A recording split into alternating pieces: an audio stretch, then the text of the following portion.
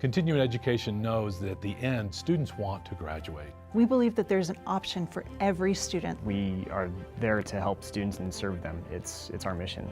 And education is transformational. It changes lives.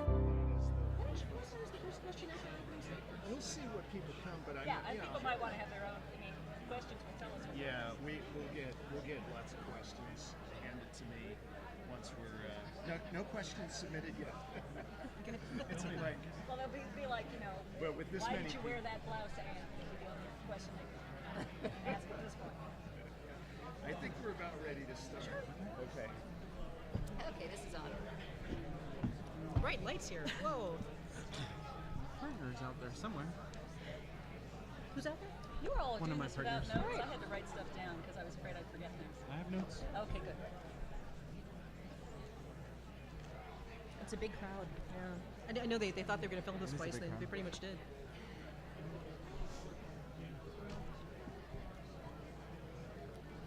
All right. How many of these have you been doing, or will you have done? Well, like I said, I did an extra one this morning. So. Okay. Yeah. Great. 3 today, I guess. Yeah. 3 today, 3 tomorrow. Okay, welcome everyone to the Conference on World Affairs and this morning's panel. We're here to talk about science fact versus science fiction. My name is Andrew Calabrese. I'm a professor in the Department of Media Studies, and I'm also Associate Dean for Graduate Programs and Research in CMCI, the College of Media, Communication, and Information. And it's my pleasure to introduce this panel of wonderful people here who are going to talk about accountability and transparency in scientific communication when rumors and myths sometimes mingle with facts. And we're all very steeped in the public discourse about fake news. So the word fake just has so much resonance for all of us today. Whether you are, wherever you are on the political spectrum, you certainly feel compelled at times to make the claim that that's fake. Whether you're a supporter of our president or not, whether you like the news networks or not, you're sometimes finding yourselves, I'm sure, asking yourself, is this real or fake? Do they know what they're talking about or not? And that's part of what we're here to talk about, but that's not all that we're here to talk about. When we talk about science fiction, for example, we sometimes rely on science fiction as a valuable entry point into understanding the physical and natural world. Many of us who are scientists or who are avid followers of scientific inquiry find science fiction to be quite useful as a way of explaining the world to us, as a way of explaining ethical and political issues, and as a way of explaining the very science itself. And so it's my pleasure to introduce William Hertling, science fiction and techno-thriller writer, Ann Reynolds, who is senior producer and writer at ABC News, and Michelle Thaller, assistant director of science at the Goddard Space Flight Center. A little bit more about each of them, and then we'll get started. William explores the emergence of artificial intelligence, the coexistence of humans and smart machines, and the impact of social reputation, technological unemployment, and other future issues in his book, Avogadro. Did I say that right? Avogadro Corp. Avogadro Corp. He also has new novels, Kill Process and Kill Switch, which are techno-thrillers exploring data ownership, privacy, trust, and personal freedom. Wired magazine has called his work chilling and compelling, and his books are required reading in the U.S. Air Force's Future Combat Strategy course.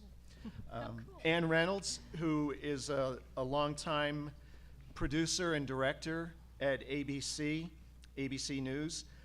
She works in the ABC News specialized units on blockbuster specials, including Jacqueline Kennedy in Her Own Words, and 2-hour-long programs on global health with Dr. Richard Besser. She has won 4 Emmys and has been nominated for more, and also a DuPont, 2 Peabodys, and an Edward R. Murrow Award. She has. I have them all here in my pocket. She's a big role model for our journalism students out there. Michelle Thaller is, as I said, Assistant Director of Science at Goddard Space Center, NASA's Goddard Space Center. She has a degree in astrophysics, a PhD from Georgia State University. She served as public outreach lead for NASA's, for this space telescope at NASA's Jet Propulsion Laboratory. She's worked at NASA in DC on strategic communication, and she's one of the regular hosts of Discovery Science Channel's How the Universe Works and Space's Deepest Secrets. It's with those brief introductions, if you want to say more about yourselves as we go along. And I guess if you guys, unless you came up with an alternative order, we'll just go in the order that you're listed, with William first. All right, thank you. I'm excited to be here. I've been writing science fiction for about 10 years, and that started from noticing a gap in the science fiction that was out there. I was very interested in artificial intelligence. I was very interested in, I saw it as a pressing issue that was 10 years ago, not a ton of people really thinking about it from a systemic perspective, but that it was going to become a more pressing issue. And all of the science fiction to that point was concerned about things like, does AI have rights? Is it alive? Is it going to kill us all? And I thought, you know, it's a lot more nuanced and complex than that. And I wanted to explore what does it look like to cohabitate with artificial intelligence. And I took a very rigorous approach to figuring out what was going to be technologically feasible in different time frames. So my series of books is set at 10-year intervals, and so that I could look at what happens to computing technology, what happens to AI, what happens to technology in the rest of the world, what are the social issues around that.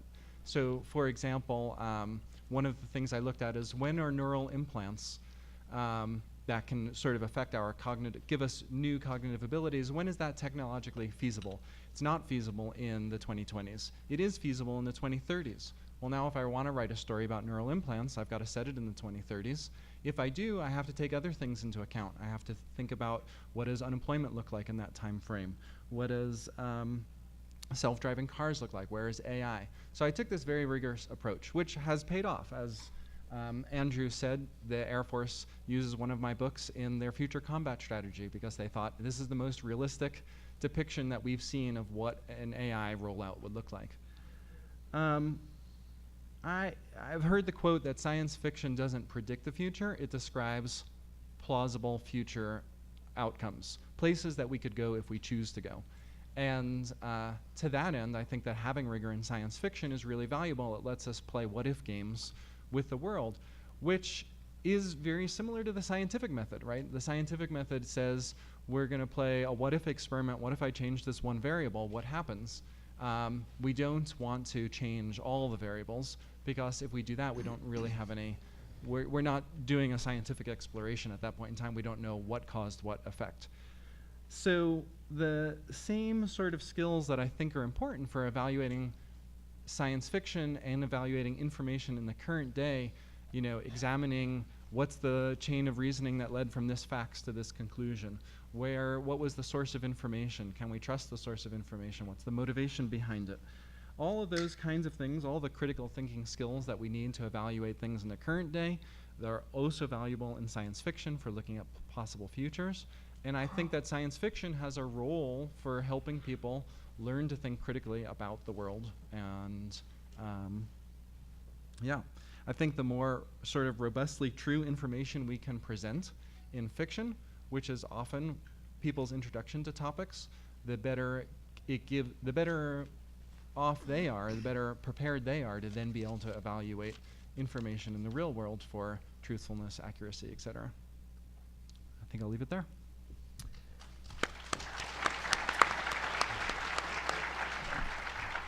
I just want to quickly ask if you have questions. We'll be able to take them in two different ways. One is if you're using the app, the Conference on World Affairs app, you can submit your questions that way, or you could submit them in writing, and people will be coming around collecting those. And if you're a student in either platform, paper or online, indicate that you're a student because you'll get priority with your questions. Anne? My turn, okay. Well, mine's much more practical. His is important and deep. Mine is shallow and today. I've been working with the medical unit at ABC News for a few years. I work in a building I was pre-med, my parents are both doctors. I think that's why they shoved me briefly towards medicine. Because I work in a building full of people who ran screaming from math and science courses, journalists. So one of the things you have to make sure, the overriding impulse of news is to be correct. Some people think to be first is great. We have actual marching orders from the president of the news division saying, don't be first, be right. So in medicine and science, it's hard for people to be right if they don't know the basics. The basics are randomized, controlled, double-blind study. That means so many different things. Randomized means I didn't just pick these two people who I already know like tea with honey. I took people from all over who I don't know what they like. Controlled, which means that I have one group of people who I'm not even talking to, who are just the norm that I can compare things to. Double blind means I'm saying we're going to give some tea and we're going to give some tea with honey, and they don't know whether they're getting tea or tea with honey, and I don't know as the experimenter whether I'm giving them tea or tea with honey. That's double blind. Placebo controlled. That means I'm giving somebody tea with nothing in it and telling them they're getting something. This is how complicated a scientific experiment, a medical experiment, has to be to have any kind of valid results. So the first thing you do for accurate, is this randomized, controlled, double-blind, placebo-controlled? A. Is it in a journal you can trust? Lancet, AMA, BMJ, NEJ Med. There's big medical journals who are very rigorous. When you submit a study to them, they send it out to people who review it and say, this is nonsense, or they say, this is great, and it only gets published if it's great. There are things called predatory journals, where I can do the dumbest experiment I want with 3 of my cousins. And I call up the Ann Reynolds Journal of Medicine in my garage journal and say, I've got this great study. And they say, great, for $6,000, we'll publish it. And you send it to them and they publish it. So you have to watch your journal. If it's a predatory journal, I could print it up and Xerox it and hand it to you. It has nothing behind it. There's something called p-hacking, which is even beyond what I understand. If you have a large data set, there's a law actually called the law of very large numbers, which I think is hysterical, which means that if you get enough of everything, something odd will happen. So if you get enough data about something, you can start drawing conclusions. You can say, well, I looked at 1 million people, and everyone who wore a baseball cap also liked pizza. I'm going to write a study that says if you wear a baseball cap, it makes you like pizza. Or if you like pizza, it makes you wear a baseball cap. You can connect data in any kind of way and write a study up, and the stats will hold up. It doesn't mean anything. So you have to be able to look at it and say, is there any logic to this? Is there any reason why one would cause another? And if there's no sensible reason, that's not sensible medical coverage. There's my favorite, causation versus correlation. Yeah, you're as blank-faced as the people in the news division when I first started explaining this. You can say that 2 things are linked or connected. One of my favorite examples of this is every Alzheimer's study that I have encountered. Alzheimer's is a terrible thing. Yes, everybody wants to do research on it. Everybody wants to find the hook. And there are lots of studies that say, exercise, that's it. People who exercise a lot have a lower rate of Alzheimer's. Those are linked. One does not cause the other. They have noticed that people who exercise have a lower rate of Alzheimer's. You can't say that exercise protects from Alzheimer's. It could be that people with Alzheimer's don't feel like exercising. They're linked. They don't cause each other. Causation is when you do a randomized controlled double-blind study and you say, okay, I'm going to make this half of the room exercise. And I'm not going to ask them if they've exercised. I'm going to watch them exercise. I'm going to bring them into my lab 3 times a week and make them exercise. And this half of the room, I'm going to make sure they don't exercise. And I'm going to wait 40 years. And I'm going to see if there's a higher or lower rate of Alzheimer's over here or over there. This is why Alzheimer's studies at this point aren't tremendously helpful. All they're showing is links. And until they can show a causation link, we don't got nothing. The other thing that I'm wary about Alzheimer's studies, because this is about twice a week, people at the news division know there's a medical unit, and so they say, oh, I saw this fascinating thing. Can we report on it? Is it interesting? And what we have to do is say, is it real? We have connections between things that aren't connected. We have to tell them they're not connected. They don't like hearing that they're not connected, but it's such a great headline. Yes, I know, but it's not true. We make them reword things. One of the things that we try very hard not to report on is mouse studies. Let me tell you, there is not a mouse in the world that has cancer or Alzheimer's or, toe fungus. Everything that could possibly be cured has been cured in mice. Not so much in humans. The Alzheimer's research that's done in mice, very complicated, 16 different directions. One of the basic problems is mice don't get Alzheimer's. Ever. So you have to breed a kind of mouse that gets a kind of tangle in their brain. Bottom line, 99.6% of all medicines that have seemed promising for Alzheimer's in mouse studies have done 0 in humans. It's just not a good model. They don't have another one. So all of those billions of dollars that different companies have thrown at trying to get the silver bullet on Alzheimer's, the mice don't have Alzheimer's. The other thing is phases of research. There is something called a phase 1 study, a phase 2 study, and a phase 3 study. We try not to report on anything until it's phase 3. Phase 1 is, I have this new drug. I'd like to see if it kills people or not. You give it to a bunch of people. Did they die? Great, they didn't die. Let's go on to phase 2. The phase 1 is truly, does this hurt people? Phase 2 is, okay, we know it doesn't kill them. Now let's see if it does any good. And you phase 2 study, and each one of these phases is, by the way, 2 years, 3 years. So phase 2 is, does it do any good at all that we can kind of see? So lots of things die at phase 2. No, it doesn't seem to do anything. Okay, let's stop studying it. Phase 2, hey, we got some results here. Then you go on to phase 3. Phase 3 is, okay, I'll give this to people. I know it won't kill them. I know it does something. Does it do better than placebo? Does it do better than what we have now? Then you finish it, you study the results, you send them to a medical journal, the medical journal looks at them, the medical journal publishes them, and that's when we report it. Because otherwise, a promising phase 2 study means it works, but we don't know how much.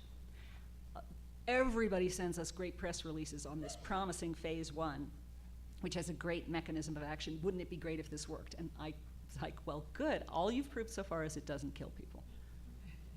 That doesn't get you medical coverage because we have to be right.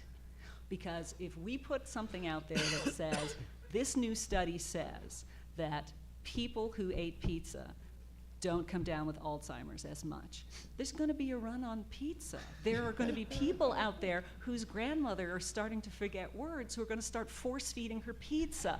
People really act on medical coverage. So you have to be right. And it makes us annoyingly conservative sometimes. We can say, well, that looks like it might be right, but I don't actually have any proof it's right, so until it's proven, I really can't report on it. Sorry. And you become Dr. No to all of the shows who say, but it looks so promising. And I'm like, well, then you can say there's some promising research that hasn't been proven yet. And at that point, they say, okay, well, let's cover something else. The other things you have to ask for, who paid for the study? The great example of this was about 5 years ago. Written up all over the place. Athletes find that if they drink chocolate milk after their workout, they recover more quickly. You might have seen some coverage on the chocolate milk athletes thing. We didn't report on that so much because the American Dairy Association funded that study. And people with the greatest will in the world, people trying to be completely honest, people who you have an underlying reason that you might look at the data a different way if you're the American Dairy Society. So you have to look at who did it. And I'm going on and on forever, but just to show it's not that people who put on bad medical news or bad science are malicious or stupid or anything. They just don't know a lot about it because it's one of the little secret pockets of the world. Everybody is not interested in science. Everybody is not interested in medicine.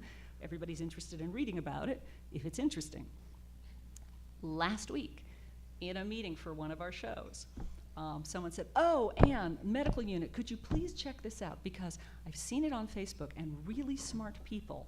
It's an HPV reaction. When people get the HPV vaccine, they go numb in their right thigh, the numbness in their right leg. No, I've heard, this is real. I've heard it in a lot of Facebook posts. This is why all of Europe, the HPV vaccine is outlawed in Europe, you know, and this is why. And I really think we should look into it.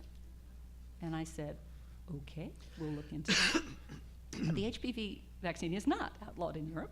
They have better coverage rates than we do. It does not cause paralysis in your leg or anywhere else. It has a similar vaccination profile to anything else. Usually the abnormal findings for vaccination, I believe, are redness and pain at the injection site. In other words, it hurts. She was convinced that there was a piece in this that we were going to like help people by telling them not to do. You don't cover that stuff, but bunch of people out there on Facebook are now saying, oh, you got your daughter a vaccine. How is her leg? That's all I got.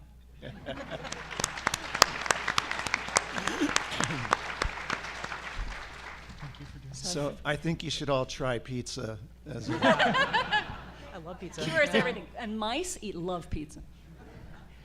I think I'm going to riff a little bit about what Anne was saying about when you're being trained to be a scientist. They really try to bring home the point that things can appear correlated, but they do not cause each other.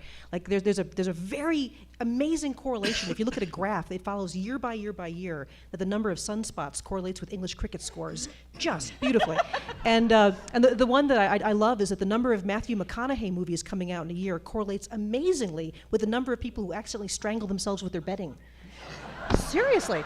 So they would have these graphs, and as scientists, it's like, that's exactly the same thing, but it's not at all. So speaking of Matthew McConaughey, interesting riff there, I'm still recovering from yesterday. I'm an astrophysicist, and something pretty amazing happened yesterday. Oh my God. Yeah. We took a picture of the event horizon of a black hole for the first time. So we actually saw the part where light is being sucked into the black hole, the region where time stops. And you know, I mean, it was something that I'm getting chills thinking about right now. And I spent all day on social media answering questions about that. Of course, the reason I'd mentioned Matthew McConaughey is he was in a movie recently called Interstellar.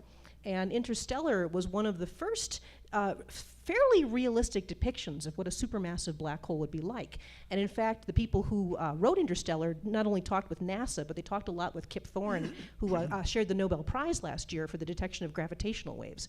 And so, you know, sometimes we're tasked as scientists to help science fiction be more accurate. And this is something that I love. I mean, I've served as a consultant on many science fiction books and movies.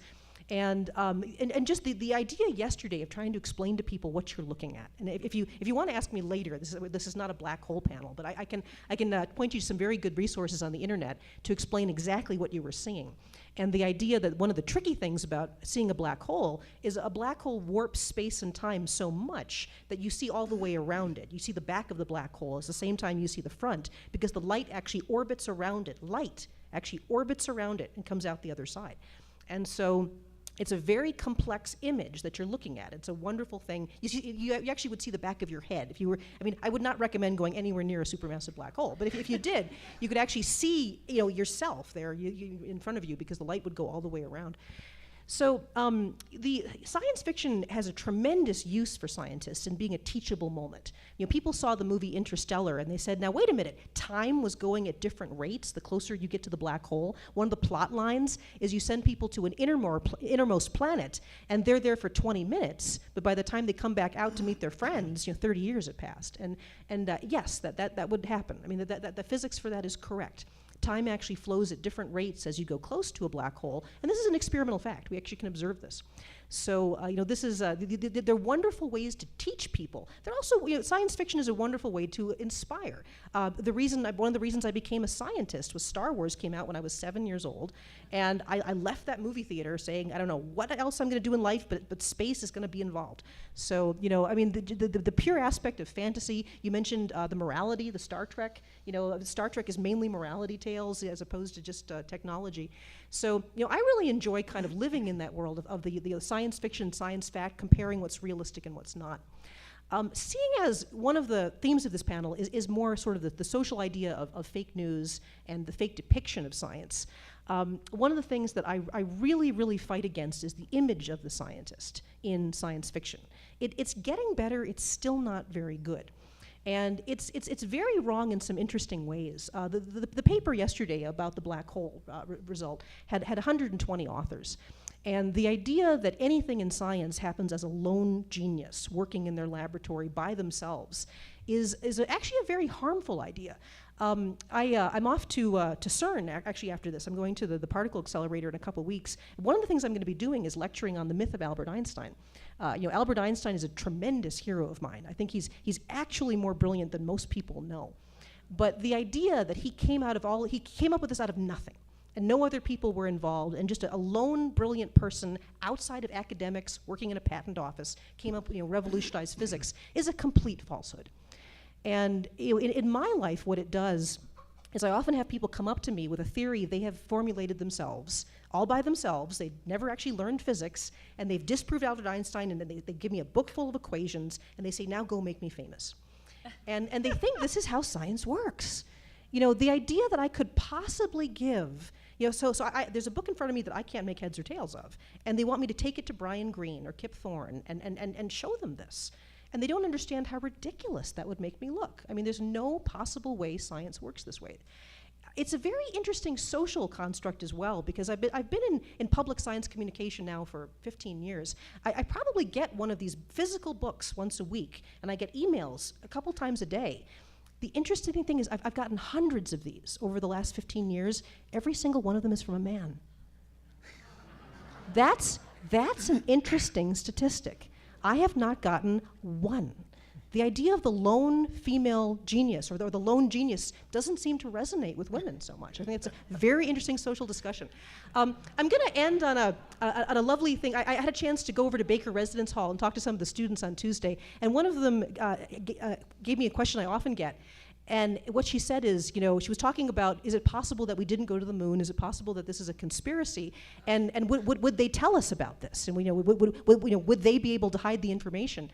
And I sort of smiled at her. I get this a lot. And I said, hello, I'm they. Nice to meet you.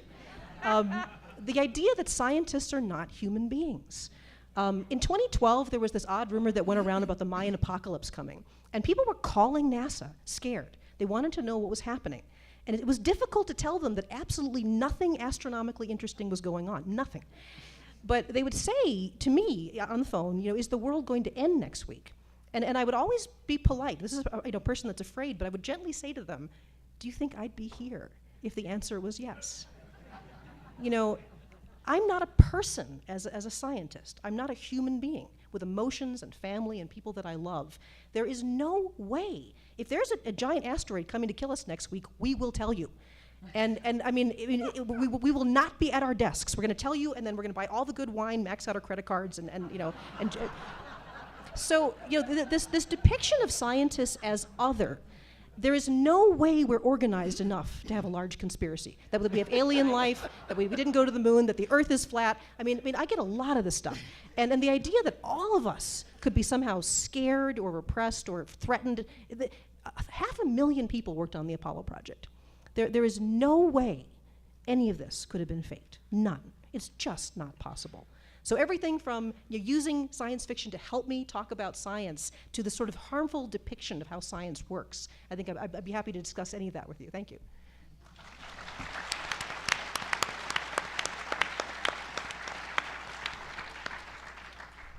So we have at least one question from a student so far, and it's for Anne.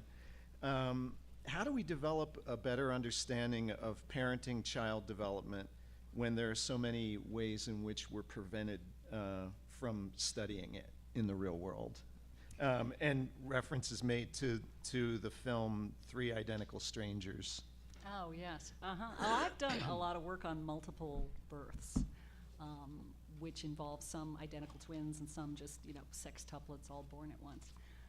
The problem with any kind of living person experiment is the control idea. Just a small tangent here, dietary studies. The reason that you hear on Tuesday that coffee is good for you, and on Friday coffee is bad for you, and the next Wednesday coffee is good for you, and because dietary studies have a real big problem, which is human beings. They don't put you in a lab and watch how much coffee you drink for 30 years and then see how many of you get cancer. They say, excuse me, sir, you want to be in this study? Tell me, in the last 6 months, how often did you drink coffee per day? Well, I usually have a cup. Oh, so they write down, okay, 1 cup a day. So that's the dosage, is somebody's memory of how much they drank 6 months ago.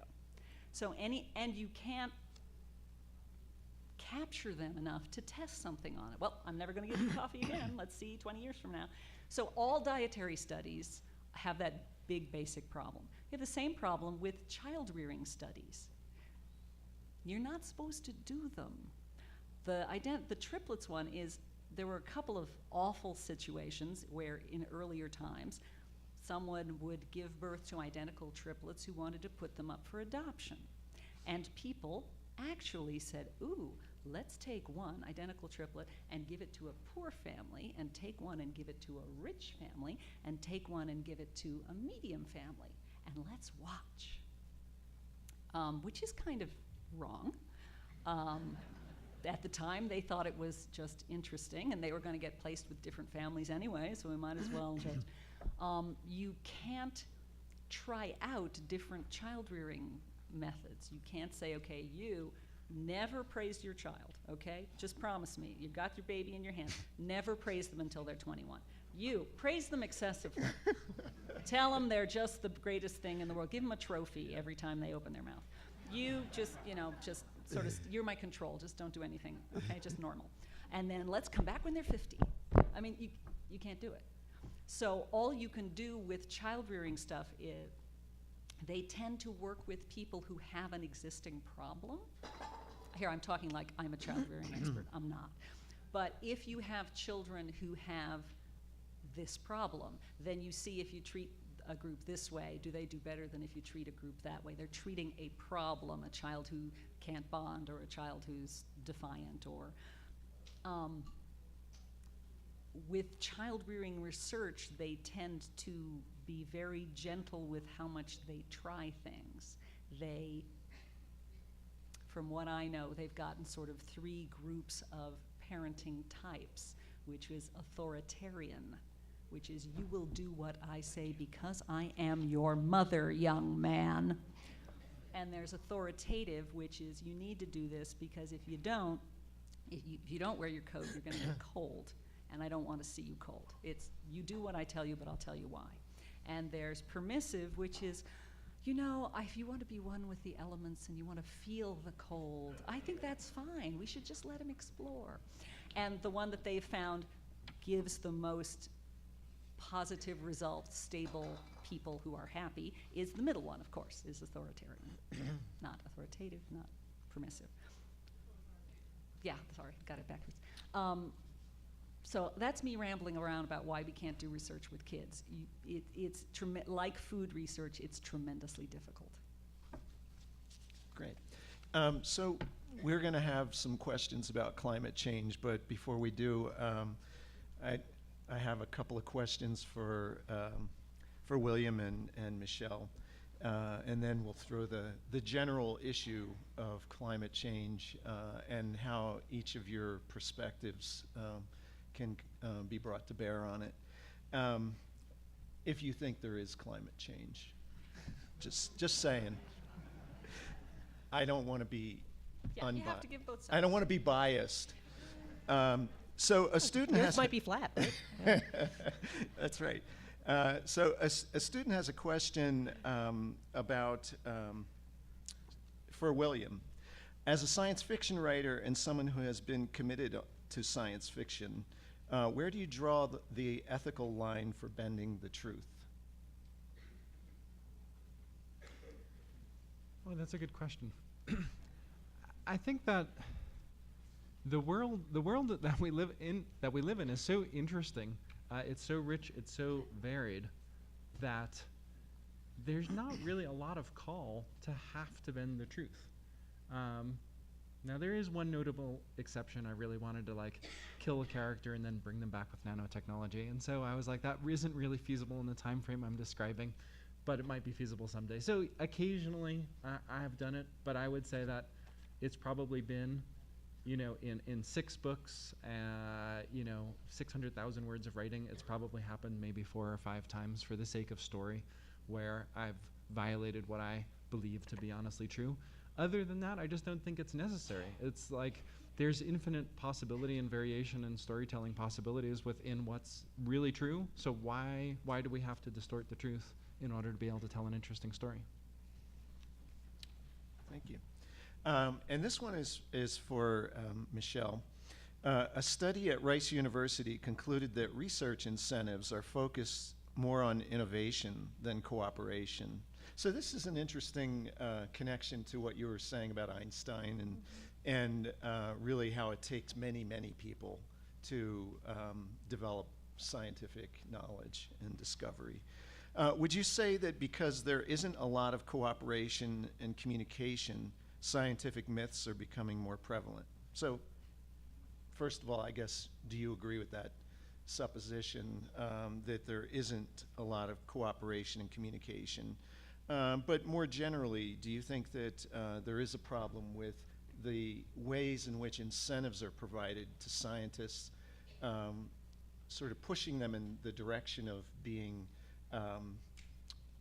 not wanting to cooperate or being less willing to cooperate? Yeah, I don't quite know what the last one part is. I'll see if I can riff on it a little bit. Yeah. So I think there's a lot of different kinds of ways we practice science, and the one that I'm most familiar with is very large-scale academic science and government science. And I mean, certainly for that one, the way you get anything done is in large groups. I mean, we would never, ever give a large grant of money to a single person. I mean, it just would not happen. So the way that science is funded at NASA is that NASA has a bucket of money available every year to fund science all over the United States and all over the world. And a lot of that is given out to individual researchers to actually fund their research. So like when you become a scientist at NASA, your salary is basically not covered. It is up to you to bring in grant money to actually cover your salary and your time. So being a federal scientist, you basically get a hunting license for a certain sort of grant money, and then you need to go and get the grant money. That's what you do. It's one of these things that we're doing a lot better in science education these days, is to make people realize that if you want to be a professional scientist, you're mainly a grant writer. And that usually means organizing large groups of people. So, if we say that NASA's we're going to announce a new planetary science mission, and it's going to be $1 billion mission, people form teams all over the world to propose to lead that mission. And while there is a lead science team, and there is usually a single person that puts the team together, that we call the principal investigator, there really isn't any way anymore to do individual science at any kind of a large scale. The gravitational wave result that came out now almost 2 years ago, where we actually did sense a very strong, clear signal of space and time actually vibrating as two big black holes collided. That particular paper had something on the order of 400 authors. So, I mean, science is becoming more and more a team activity, absolutely. There may be other types, other types of science outside of academia and government where innovation is more emphasized. So, in this large grant world, the thing that you're really dependent on is communication. And then the communication is many different levels.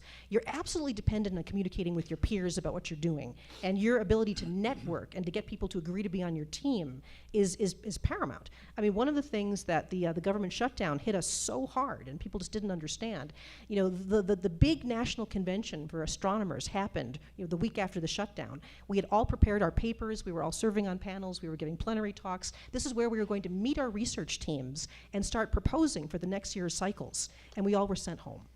And the idea that collaboration is not what you do as a scientist is a harmful myth of how science actually works.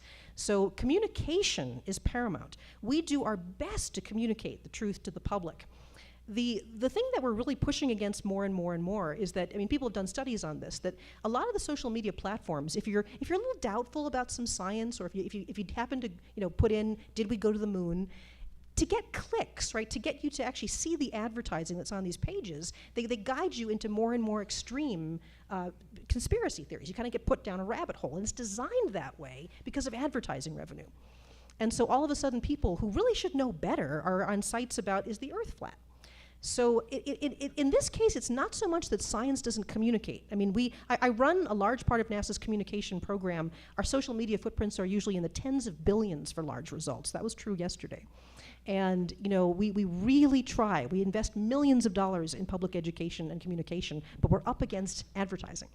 And that's something we're not allowed to do. And so I think that's more why you have people that are getting this false information. Can I also add to that a little bit? So I also work in technology. I'm a software developer. And over the past 20, 30 years, one of the biggest transformations has been the open source movement, which is all about programmers collaborating with other programmers, sharing information, building on each other. The world that we live in today is largely built on open source software. It wouldn't exist the way it does today. The idea even that large corporations are building things in a silo just doesn't happen. Now, large corporations that are well funded, that can put together a large team of people, can still do innovation. But for the most part, even in this very sort of monetary driven world of software development, it still comes down to collaborating across boundaries, communicating, building on each other's ideas. So everything, nobody works in a silo. Great. So we have a lot of questions, but the two interesting areas that have multiple questions are climate change and vaccination. And we'll talk about climate change first. And I wanted to mention, I don't know if you folks on the panel have seen the documentary Merchants of Doubt. So it's a 2014 film based on a 2010 book. And the subtitle of the book is How a Handful of Scientists Obscured the Truth on Issues from Tobacco Smoke to Global Warming. And people actually study the phenomenon of PR firms peddling very, very tiny minority viewpoints by scientists and making them have equivalence in the media where journalists sometimes find themselves in the position of wanting to show neutrality on something that's controversial and will potentially overrepresent a very tiny minority viewpoint on a controversial scientific claim. So I wanted to set that up as a backdrop and then pose some of the questions that our panel or our audience have asked. How should we react when the president says humans are not causing climate change? And then someone else has asked, please discuss global warming in the context of this session. And then thirdly, Is it possible to discuss the issues related to the impact of CO2 on climate, the costs and benefits anymore? So any of you from your own perspectives are welcome to jump in on these, on what is probably one of, if not the most pressing set of scientific arguments of our time. I actually had this problem with this conference until a couple years ago, because you guys would put me on panels about climate change, and there would be me and somebody who was a climate change denier. And I was like, okay, I mean, what you should have is, 100 of me and one of them, and maybe give you some idea. I mean, the idea that their viewpoint was being presented as something equivalent to what, I was talking about, I actually found quite difficult to deal with. And I mean, you should know, for example, that one of the things about being a federal scientist is I cannot advocate for a policy. For example, I can't say you could help global warming if we shut down all the coal plants or something. That's a policy decision that is left appropriately for the Congress and the American public and the administration, the president. But one thing we've never been asked to do at NASA, and we have talked about it, that will be the day we en masse, just all hand in our badges, is lie about the scientific truth of climate change. There's absolutely no controversy that it's human driven. There's none. And I speak with 60,000 NASA employees behind me. I am one of the assistant directors of the largest Earth and Space Science group, 10,000 people at NASA Goddard Space Flight Center. We have 50 missions that we operate that study ocean level change, carbon dioxide change, trace gases like methane. We're looking at how fast the ice caps are melting. We're looking at sea level. We just launched the wonderful ISAT-2 mission, which is beaming lasers down at us right now to actually take the height of the ice caps as well. One of our amazing missions, GRACE, takes the mass of the ice, and the Greenland ice sheet alone, just Greenland, that's a relatively small one, is losing nearly 300 billion tons of mass a year that's not being replaced. That's ice melting into the ocean.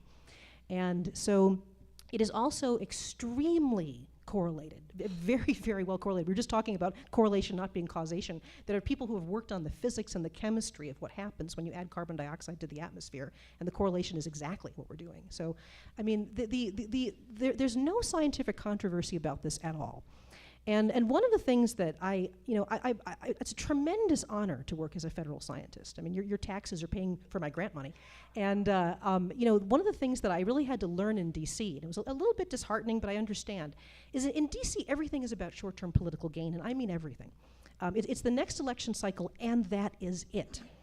And one of the things that I found really intriguing is Senator Ted Cruz would bring all of his staffers into Goddard Space Flight Center every year. He still does. And we go over the maps of what's going to happen to Texas as the aquifers start to dry up, as the climate starts to shift. And they know exactly what's happening, and they're trying to economically prepare Texas for what's going to happen, at least the wealthy people in Texas. So, I mean, I can't speak for the president. What I can say is for a lot of the high-profile climate deniers in Congress, they come to us and they know exactly what's going on. And they are looking for ways to make money out of it. They're looking for ways to position themselves and their families to profit.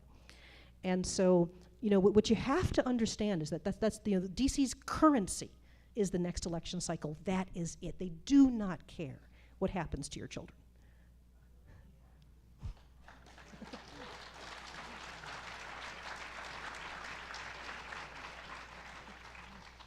Would either of you like to comment on I'm sure there are some who care about our children. on whether anyone in Washington, D.C. cares about our children, or whether the Earth is getting, the atmosphere is getting warmer? Lovely weather we're having, isn't it? Are we causing it? I'll comment on something related, which is I studied sustainability about 15 years ago.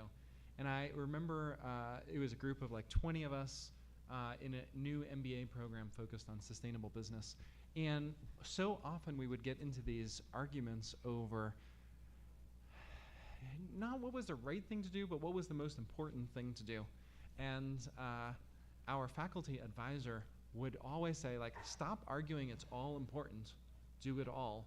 And when it comes to some of these issues, it's like, I don't know what the answer is for climate change, but I know that I can teach my kids how to think critically about the world. I know that I can find friends who are not registered to vote and get them to vote, to register to vote and vote.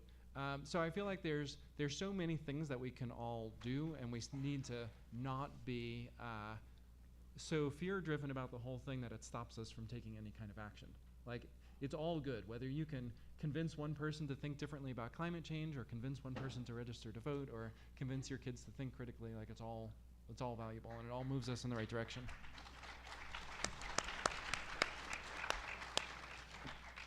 I'm not touching that one. Okay. So I lied, and I'm going to postpone the vaccine question just for a moment, because a student asked a question that I think is so relevant to what we're talking about here, as well as for vaccine questions. The question is, do you believe that the internet is making the miseducation of people easier? Of course. Yeah. Yeah. The internet is a giant playground. And on the playground, when you were 8, didn't somebody tell you that if you touch a frog, you'll be covered with warts? And you went away saying, oh my God, frogs. And you told the person on the swings that frogs, and by the end of recess, everybody knows about frogs and warts. That's the internet. When there's no control, there's no adult, there's no filter, there's no, anybody with anything to say can just say it, and anybody can hear it and believe it or not believe it. And people are credulous if something is presented well with a nice graphic on the internet. It looks more important. If all of the ways that you present information on the internet are none of them are ways that prove whether it's right or not. It's just that it's there or not. And it's very hard for people to filter out what's true and what's not true. And you get into this kind of tribal behavior, which is, well, my cousins told me it was true, and I love my cousins, and my cousins are smart, so it must be true. And everybody's kind of believing their cousins or the kid on the playground. And unless people are forced to stop that, that's just what they're going to do. It's, I guess, before the internet, it was what, like, small fringe newspapers would have a front page story, and they'd say, but it's here, it's on the front page, it must be true. If it's on the internet, it must be true. It's truly an attitude that a lot of people have in the back of their head. I mean, have you ever said to yourself, oh, wow, that's interesting. I'm going to copy that and send it to my sister. That's really interesting because she's interested in that sort of stuff. Did you research it and say, is this really true before I send it to my sister? No, you just send it to your sister. Would either of you like to comment on the role of the internet as a means of spreading falsehoods or truth? It is a tool for spreading information, right? We all have more information available to us. We have more timely information. We have more true information. We have more misinformation. I don't think I would want to go back to a pre-internet sharing of information. It's like, I remember what it was like to go to the library and look up books and try to research something. It just wasn't very good. Our tools for discerning what's true and what's not true haven't kept pace with the rapid growth of all of this type of information. So it's like at some point in time we outgrew, well, I don't know if we really outgrew the playground style of learning, right? Like we always learned things from people without having a factual basis for it. So that's always been true. There's just so much more of it. And it's so much easier to get into an echo chamber of people who are like you, which has benefits, right? There's benefits to having subcultures and being in those groups. But when it comes to misinformation, you can have it spread even more rapidly. I just think it's a case where the aspects of technology that are going to help us figure out what's true haven't kept up yet, and we need more of that. Mm-hmm. Yeah, I think I mentioned before that it's sort of advertising that drives a lot of this. You try to get people to click, it's clickbait, and then they end up sort of going deeper and deeper down the rabbit hole. There's a documentary that just came out called Behind the Curve about people that are grouping together to have these Flat Earth Society conventions. And I mean, it's funny. I mean, in some ways the documentary is very empathetic to them, because it goes into, why do you start believing this? How is it reinforced? And how are you finding these communities of people where you feel that you belong much more? People who feel disenfranchised, people feel left behind by society, but somehow now they are privy to the secret knowledge and they can get together and kind of reinforce each other.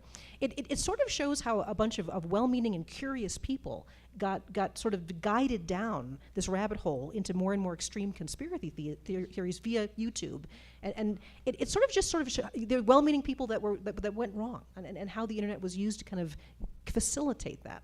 So, I think that's one thing we have to be wary of. I think one thing I believe is that it has been shown that young people tend to not spread misinformation as much as older people on the internet. I think that when the printing press was invented, it used to be a book was something precious, right? Rare and precious. All of a sudden, people could print whatever they wanted. There were all kinds of, pamphlets that had false information and were inflammatory. And then people started realizing that not everything you read has to be true. And I think there will be a social adjustment to the internet. I think people will start to use it more wisely. So I think hopefully we're looking at something that's a bit transient right now. Could I bounce slightly into anti-vaxxing for that? We're, the medical unit at ABC News. All sorts of, the measles epidemic, HPV, all the, concerns. The people who are mostly not vaccinating are either people in pockets of society that have been given misinformation, like Orthodox Jews right now in New York. There is a measles outbreak because there is a pamphlet that was given out to the Orthodox Jews in Brooklyn that said that the vaccination is brewed in pig's blood and it's a non-kosher way and none of you should have it because it's evil and not kosher. So, being religiously oriented and taking their cues from the rabbi, nobody had the measles. Now they've gone in and said, actually that's not true, and people are like, oh, okay, let's get vaccinated. Similarly, 2 years ago, big pocket of measles in Amish, I think it was Ohio. All the measles cases were in the Amish because the Amish weren't getting vaccinated because they thought it was wrong somehow. They explained it was right. They went and got vaccinated. Anti-vaxxers, as much as I deplore the idea that they're not vaccinating their kids, they're not trying to hurt their kids. They're usually, more often, highly educated, more affluent parents in small pockets, in San Diego, in Portland, in more progressive areas, where they've been told by someone they trust, ooh, are you really doing that? I've heard that it's really not good for kids. Really? Yeah, oh, here's a book. They're trying to educate themselves. They're trying to protect their children from some nameless force of vaccination that's too much for them and it's going to be bad for them, and I know the secret information that doctors won't tell you. So, and there's been studies done that say giving people information about vaccinations doesn't work. If the person comes into the pediatrician's office and says, I refuse to have vaccinations, and the pediatrician says, oh, I understand. Here's the information that says, here's the information that says. And they say, well, I'm not going to do it anyway. There are some pediatricians who will refuse to take on families that won't vaccinate. They say, how do you feel about vaccinations? And they say, oh, I reject them. They say, fine, then I reject your business. Go away. The ones that have been shown to work are, I see you have some reservations about this. Well, let me talk to you about it. Why do you have reservations about this? You're trying to protect your child. I understand that feeling. Well, here, an empathetic, not let me stuff you with knowledge, not let me reject you, that's the only thing that kind of turns the corner. And one of the things that we've tried to be very careful about when we do vaccination stories is not to make them the bad guy. They're not evil. They're not trying to hurt their children. They're not paying attention to the factual material that they're not helping their children. My fear is that something really bad is going to end up happening to some child somewhere, and that is when everyone's going to do the head snap of saying, oh, measles, it isn't just spots and out of school for a week. Because it can kill people. I think it was the leading killer of children under 5 worldwide for a while. Anyway, sorry, my riff on vaccines. Okay, well, we have for some reason, I thought we were going to end at 11:30, but we actually have 10 more minutes, which I'm really happy about because we have a bunch of good questions that I was sitting here thinking, how am I going to apologize to these students who have asked really good questions? So can you help me read this word here? Is that word sexy? think science can become more sexy while staying true to I think so. Okay, it's for her, and it was a little scribbly, that word, and I thought I want to make sure that I'm reading it correctly. So the question is, how do you think science can become more sexy while staying true to its core foundations? Yeah. One of the things that I absolutely love about working for NASA is that you'll often see people on the street, like you go to Disneyland, people are wearing like NASA t-shirts, they got our logo on them. And it's like, you never see somebody with Health and Human Services, logo.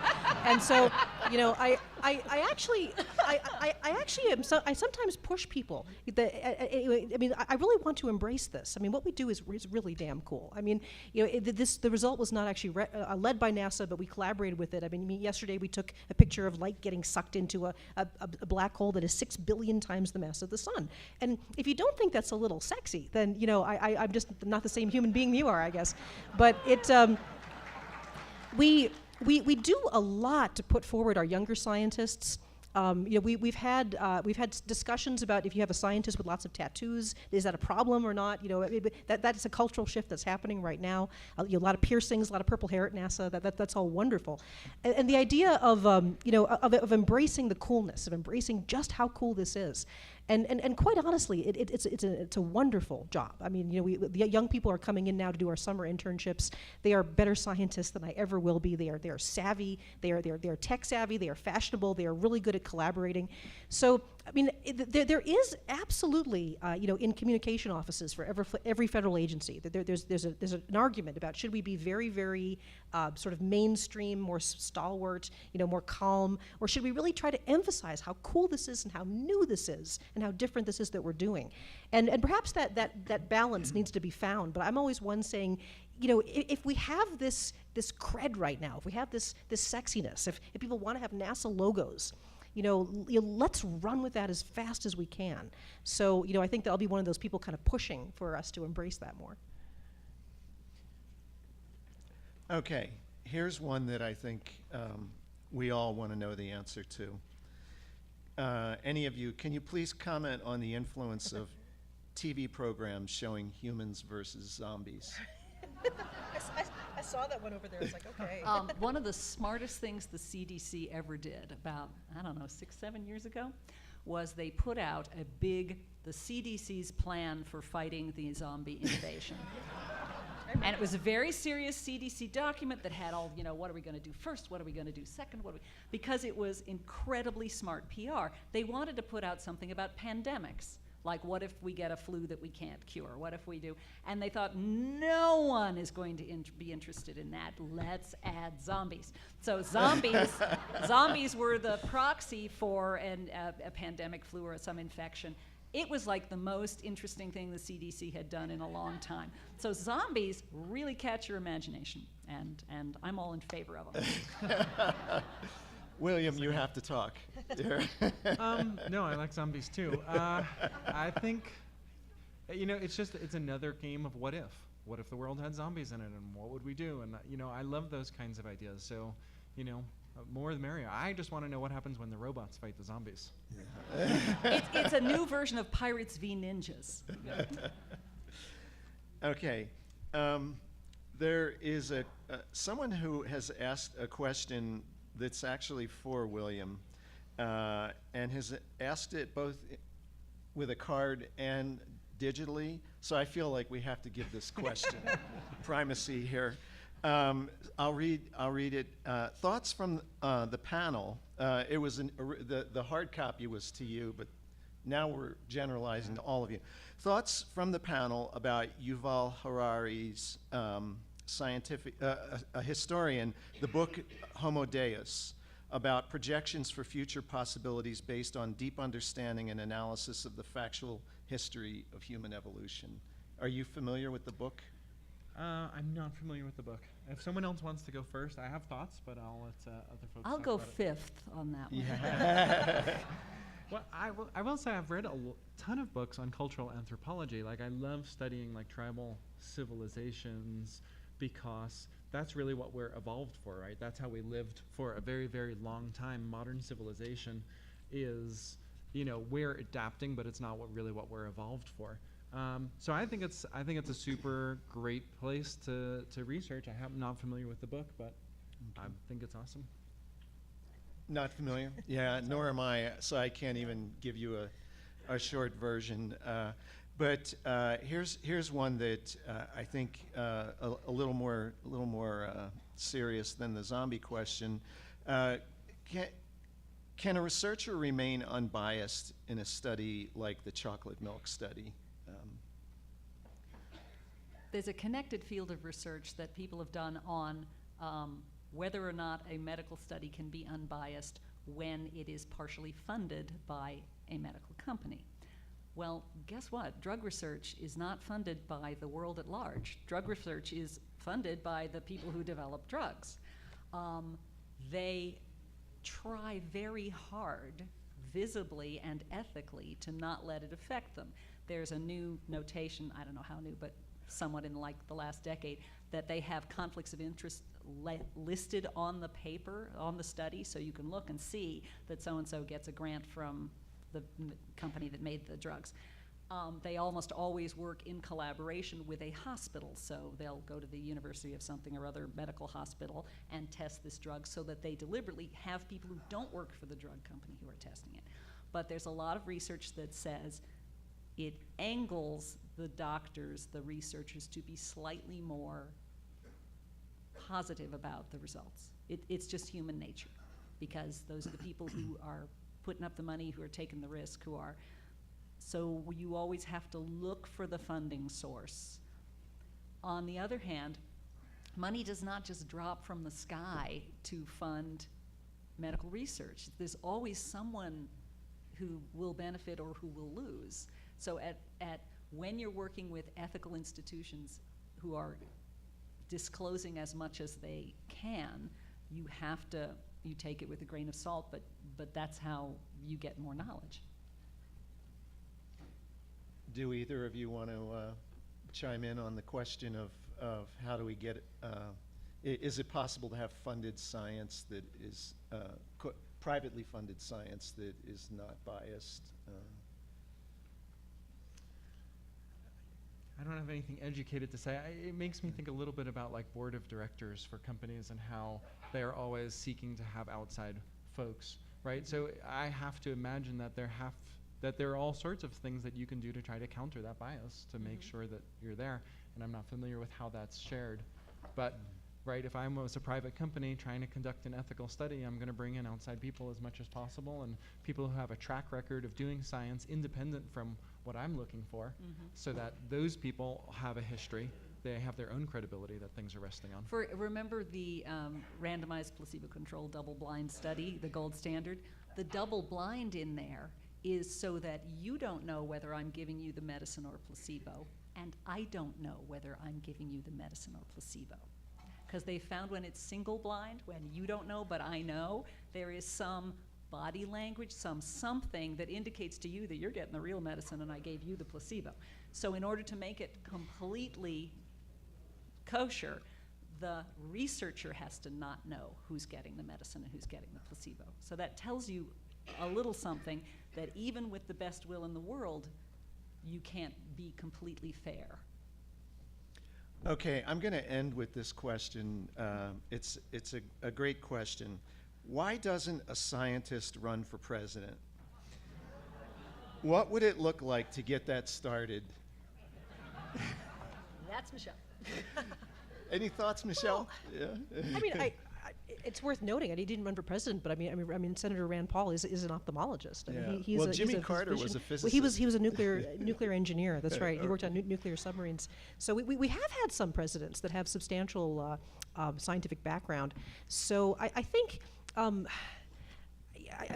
don't have a pat answer for that. I mean, many of our politicians are really very brilliant people. They're very smart. I've been impressed with a lot of them.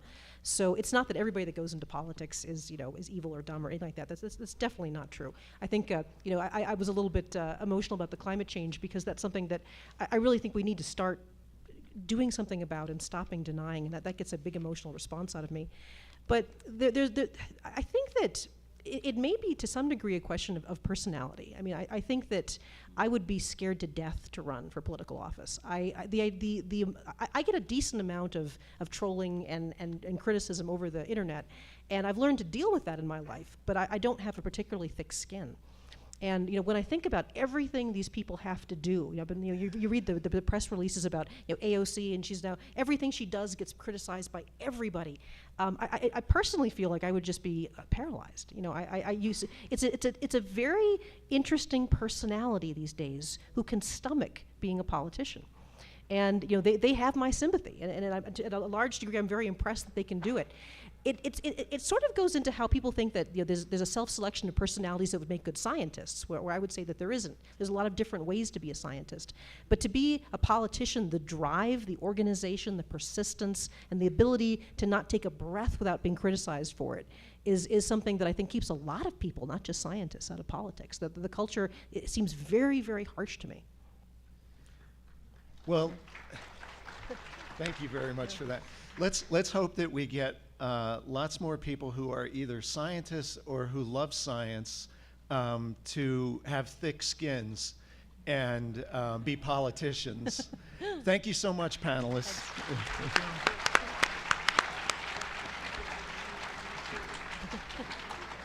Hi.